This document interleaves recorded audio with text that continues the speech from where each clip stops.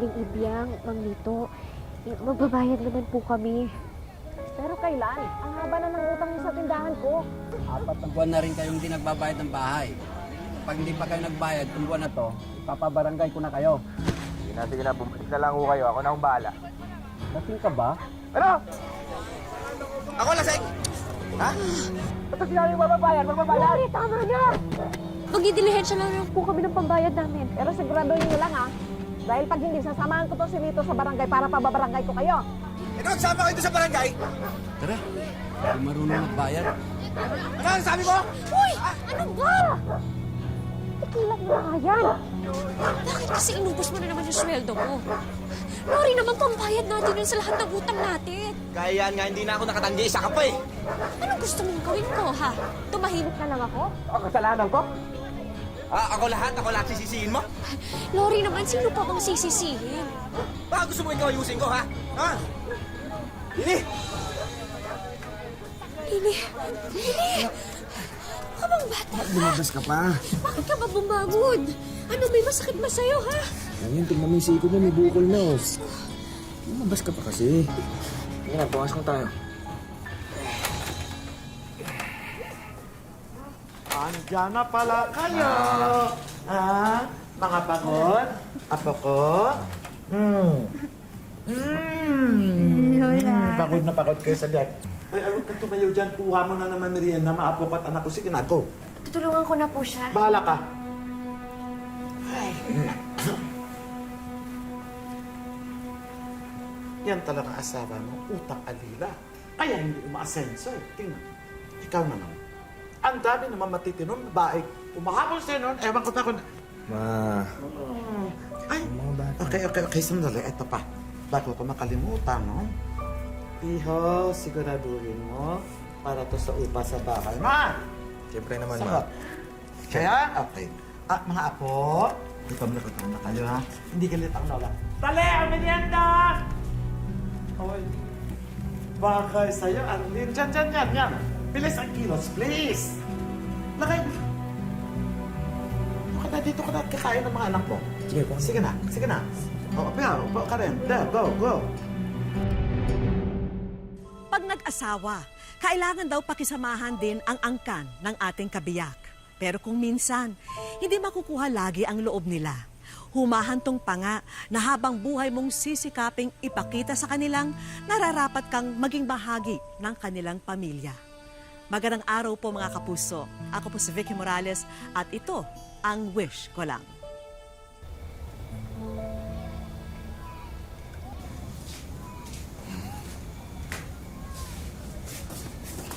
Lori, bakit ngayon ka lang? Kanina... Lasing ka na naman ba?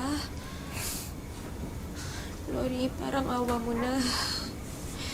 Huwag mo sabihin sa akin na naubos mo na naman yung sweldo mo sa pag-iinom mo. No, sakto. Lori, malalayasin na tayo dito kapag hindi pa tayo nagbayad. Oo. Ang maganda. Hiram tayo kay mama, ha? Kailangan. Lori, hindi naman pwedeng palaging ganun eh. Ano, habang buhay na lang ba tayo maasa sa mama mo? Lori naman. Ano bang nangyayari sa'yo? Dati naman hindi ka ganyan na. Dati naman hindi tayo ganito Saan ba yung lalaking pinakasalan ko? Lori.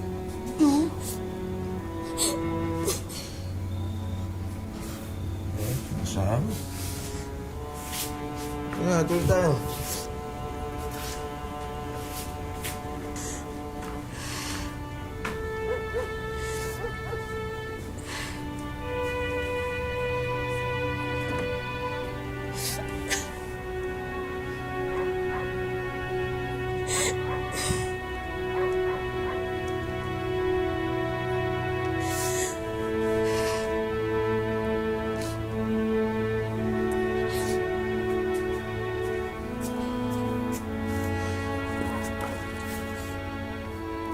Hindi na natiis pa ni Arlene ang ugali ng asawa, kaya nagpasya siyang umalis at iuwi ang mga anak sa Bohol.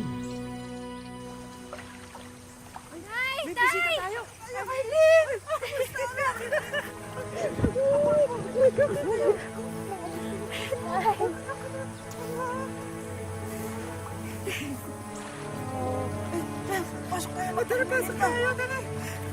Anak ko, umiyak. Huwag ka na malungkot.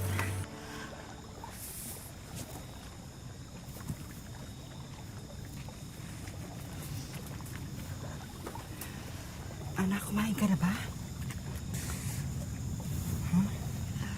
Dali ko kunin kayo pagkain mo, ha? Nay, kamusta po yung mga bata? Mabuti naman, Mac. Pero baka bago ko makalimutan, yung gamot ni Lily, paubos na. Sige po. Pipilitin ko na lang po makabili bukas. Anak, nag-aalala talaga ako sa iyo. May naglalabandera ka na, napapasukong ka pang tindera at nagsasideline ka pa sa kung saan. Anak naman, maawa ka sa sarili mo. Pero baka magkasakit ka niya na. Ha? Kailangan Tama ko na. po kayanin to. Kaya natin yan, anak. Huwag mong suluhin, ha? Ano to? Bakit kayo sumulat sa Lola Feli nyo? Saka bakit sinabi nung ginigipit tayo? O ayan tuloy, nagpadala to yun ng pera. Pasensya na po. Naawa lang naman po kami sa inyo eh. Kasi hindi na po kayo natutulog kakatrabaho.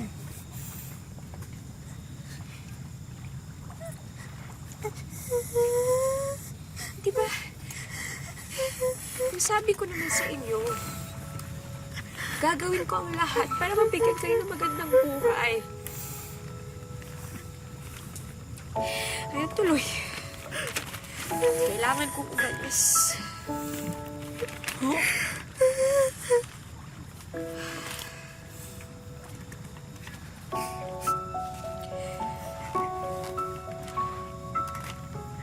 Malaki ang binigay na pera ng Lola Feli niyo. Pero hindi to bigay. Sweldo to dahil kinukuha niya ako maging kasambahay niya.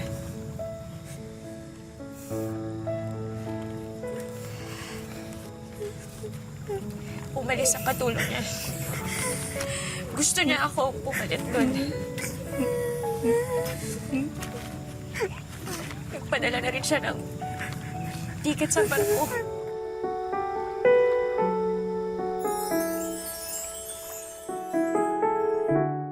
Wish ko lang.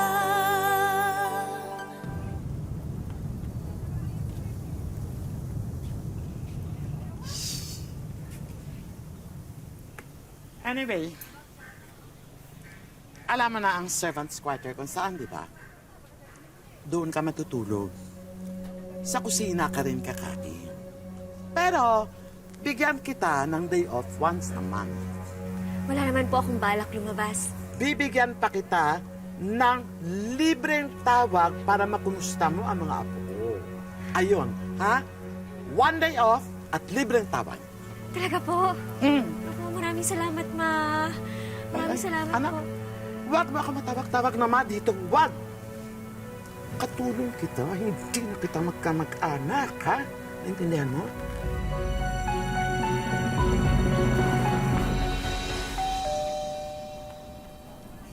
Arlene? May tao, tingnan mo kung sino. Ano ka ba?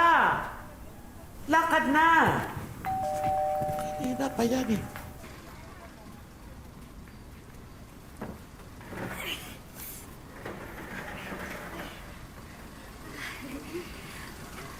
Magandang hapon po. Sino po sila? Mga bisita ko sila. Hindi ba sinabi ko sa iyo may mga bisita akong darating? Naku, wala po kayo nabanggit sa akin. Ako pa ngayon na nakalimot, ganun. Tama nga, halika na. Ayusin mo mesa, baka naman kami merienda. Kilos. Dali. Basta. Ang hirap maghanap ng katulong, kalat ang mga tangang. Ang dali mo nakakahanap ng mili. She looks familiar. Oh my God! Di ba siya yung daughter-in-law mo? Correction. Former daughter-in-law. Talaga? Kailan pa? Ako, please, let's not go into details. Ang importante, natutulungan ko ang mga apo ko. Ang bait niya. Good lola. Very good. Hello, Arlene!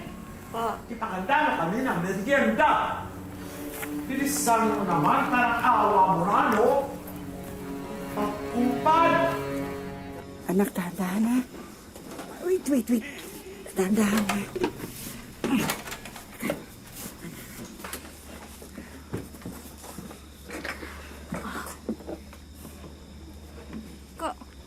Kamusta na kaya si Mami?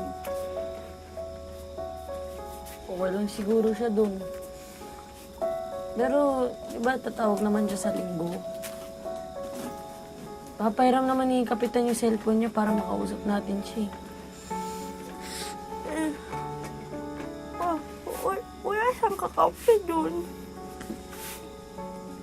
Baka kawawain siya. Bakit kasi? Ayaw may gusto kay Mami. Wala naman siya sakit. Paano ako? Baka kawain nila ako. Lola! Lola! Lola! Sa'yo! Lola! Lola! Lola!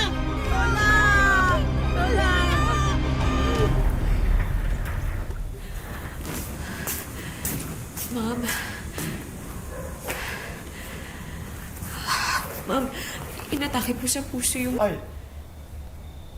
baka nag-invento ka para palusot, makauwi. Sanay na ako sa mga katulong ko. Gumagawa ka ng kwento para makalayas. Hindi pwede. Hindi po ako nag-iimbento. Hindi ko po gagawing biro yung pagkakasakit ng nanay ko. Hindi. Kung pwede po sana payagan niyo po umuwi. At tigas ng ulo mo, hindi nga pwede. Hindi pwede. Kung uuwi ka, anong tulong magagawa mo sa kanila? Wala. As in, wala. Makinig ka. Bibigyan kita ng 5 months advance. Yun ay padala mo sa kanila. That way, matutulungan mo pamilya. Okay? Ano? Sagot! Tapos ang usapan ito.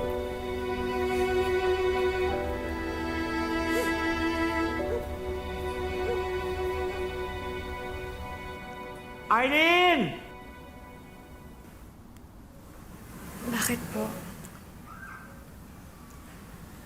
Hindi ba nag-promise ako sa iyo na pwede kang tumawag sa inyo once a month? Tama? May number ka na ba? Eto na.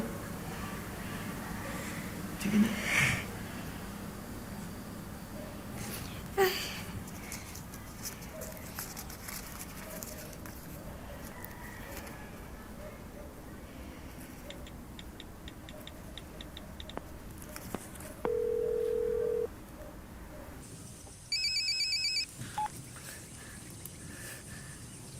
Hello po, Nay.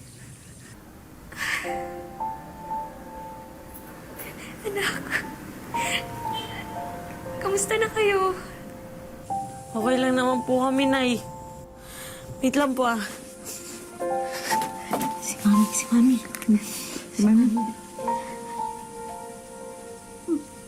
Mami? Mami? Wish ko na po kayo. Miss ko na din kayo. Kamusta po kami dyan? Inaaway po ba nila kayo? Naku, hindi anak. Ang bait-bait ng Lola Feli niyo. Nay, sigurado po ba kayo dyan? Baka naman po. Totoy, naku, huwag kang magsasalita ng ganyan. Tandaan mo, kung wala siya, wala ang daddy niyo. At kung wala ang daddy niyo, wala kayo. Utang ko sa kanya kung bakit may mga anghel ako sa buhay ko na gagaya niyo. Kaya dapat mahalin yung Lola Feli niyo, ha? Pasensya na po.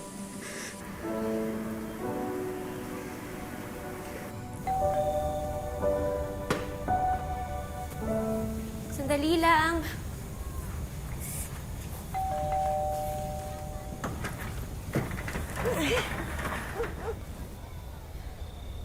Pinapunta kasi ako ni Mama eh.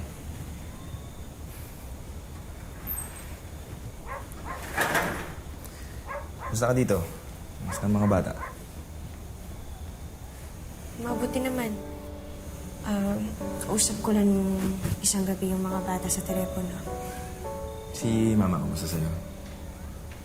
Lori? Iho, mabuti nakarating ka. Oo, Ma. Ba't mo ako pinapunta dito? May problema ba? Walang problema, wala. Okay kami ni Eileen. Okay kami. Madalas ko iniisip mga apo ko eh.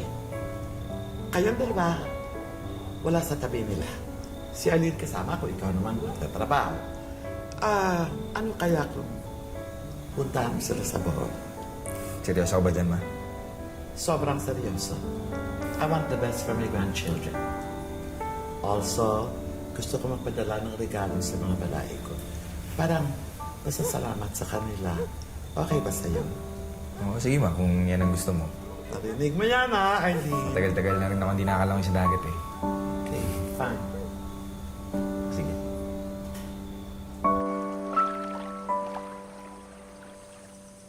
Oh, anak. Kumusta? Namiss kita.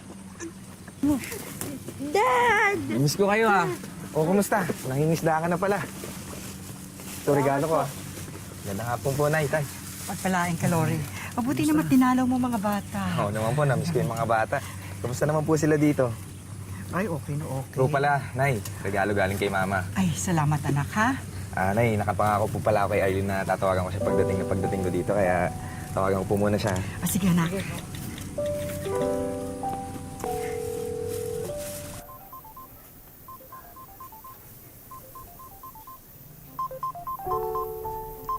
Eileen!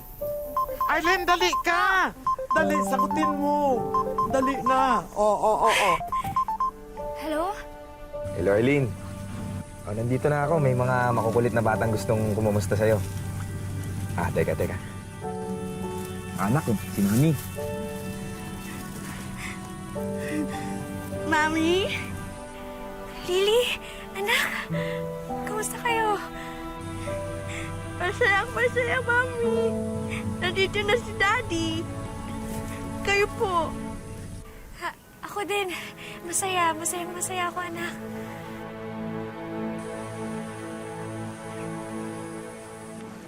Tara na, Lori! Okay, muna na po ako, ha?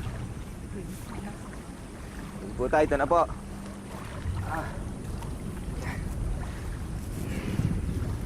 Anak, mahingisda lang kami ni Lolo sandali, ha? Huwag kayong makulit dito. Ano po kaya kayo malis? Maglaro na lang po tayo. Anak, sandali lang naman kami ng lolo nyo. Saka nakapromise ako kay Lola Feli na uuwihan ko siya ng isda, eh. Kaya dito muna kayo, ha? Sige po. Basta mag-ingat po kayo, ah. Oo naman. Basta, Dad. Uy ka kagad, ah. Oo naman, anak. Promise? Oo, promise. Lori, huwag na kaya kayong pumalaot, anak. Kasi sabi sa radyo, may nabubuong bagyo. Baka abutan kayo ni tatay, anak. Nay, sandali lang naman po kami ni tatay, eh. Tsaka, yakang-yakan natin yan, di ba, tay? Approve! Sandali lang kami! Mag-iingat kayo, ha? Opo, Nay.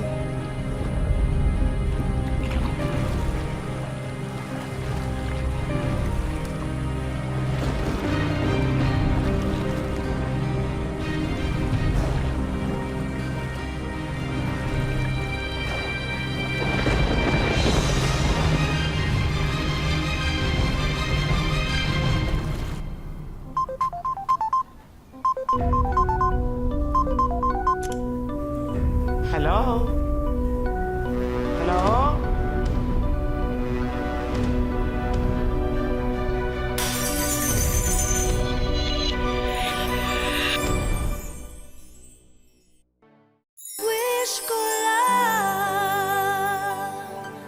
Hello? Ano po nangyari?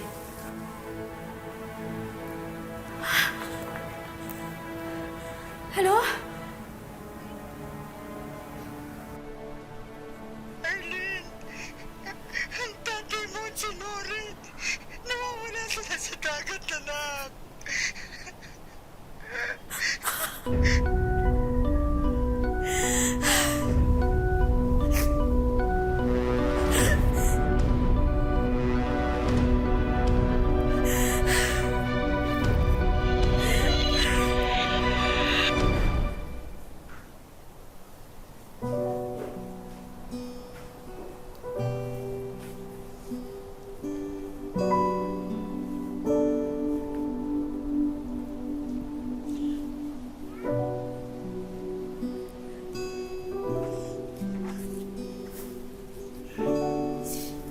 Magpapaalam na po ako. At ingat ka, Arlene. Alagaan mo na lang mabuti ang apo ko. Ang apo ko.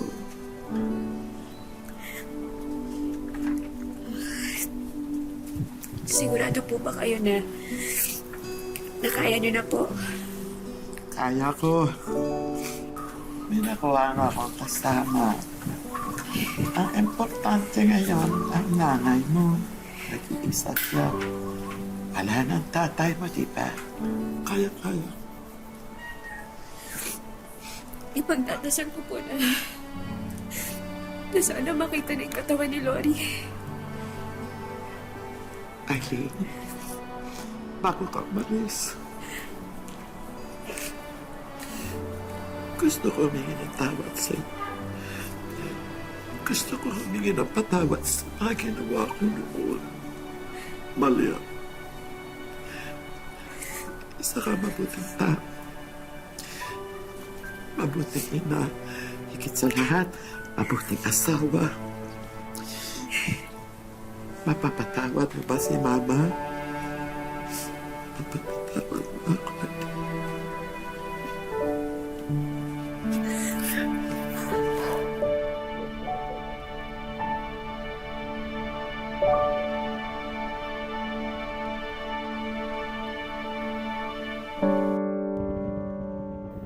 Siyam na taon na ang nakalipas mula nang danasin ni Arlene ang ilan sa mga pinakamasalimuot na kabanata ng kanyang buhay. Nagpasya lamang siya na lumayo noon dahil hindi niya raw maatim na makitang kumakalam ang sikmura ng kanyang mga anak. Mahirap din dahil mawalay ka sa mga anak mo. Siyempre, mamimiss mo sila. Malayo yung Manila. Nagpasya na nga si Arlene na hindi na muli siyang lalayo para sa mga anak. Bubuhayin niya sila sa maayos na paraan na kaya niya.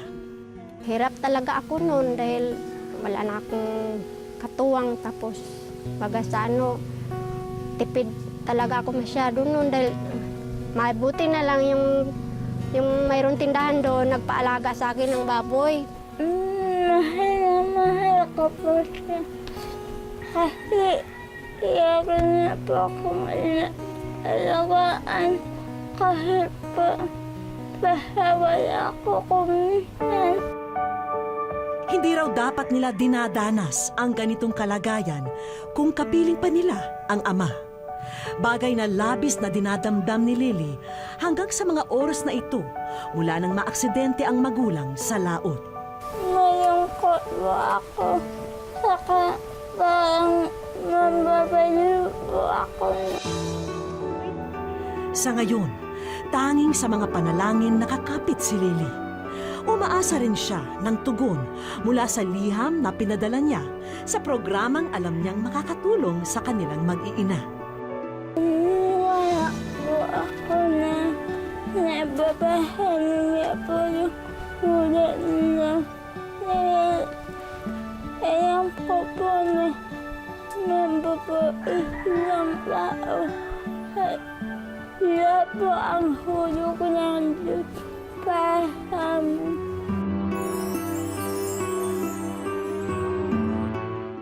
Sa aming pagbabalik,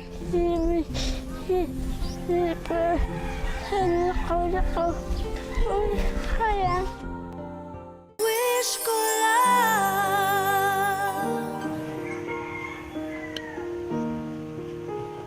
Saktong papalabas noon ng bahay sina Arlene. Pupunta raw sila ng palengke para bumili ng ipit sa buhok para kay Lily. Hanggang sa may napansin sila sa puno, isang manikang tarsier na tila may mensaheng ipinapaabot sa kanila. Ako nga pala si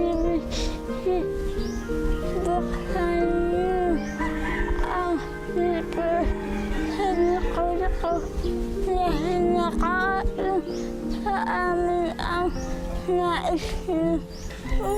Kaya. Wish ko lang. Masayang-masaya po sa tulong po ng wish ko lang. Kasi po, matutupad na po yung mga pangarap niya po. Pero nalulungkot ka pa rin. Dahil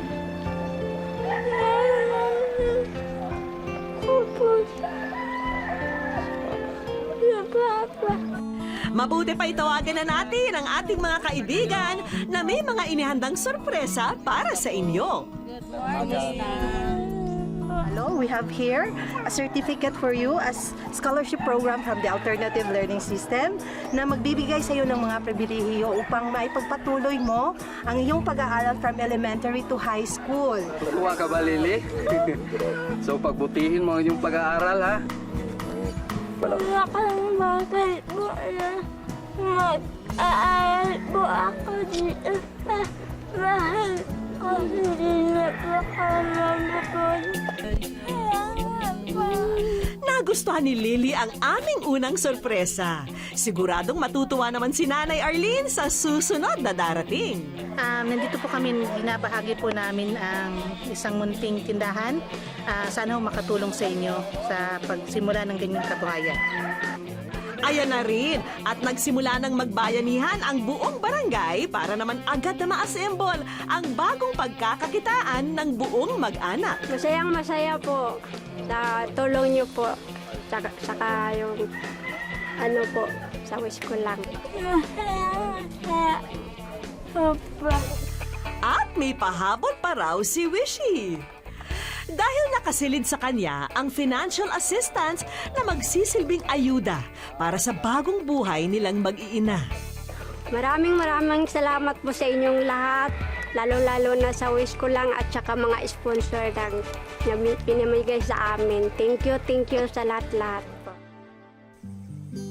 Kagaya ni Arlene, kailangan nating matutong magpatawad sa ating kapwa at maniwalang darating ang araw na mangingibabaw ang pagmamahal at pangunawa sa kanilang mga puso. Hanggang sa susunod na Sabado mga kapuso, ako po si Vicky Morales at ito ang Wish Ko Lang.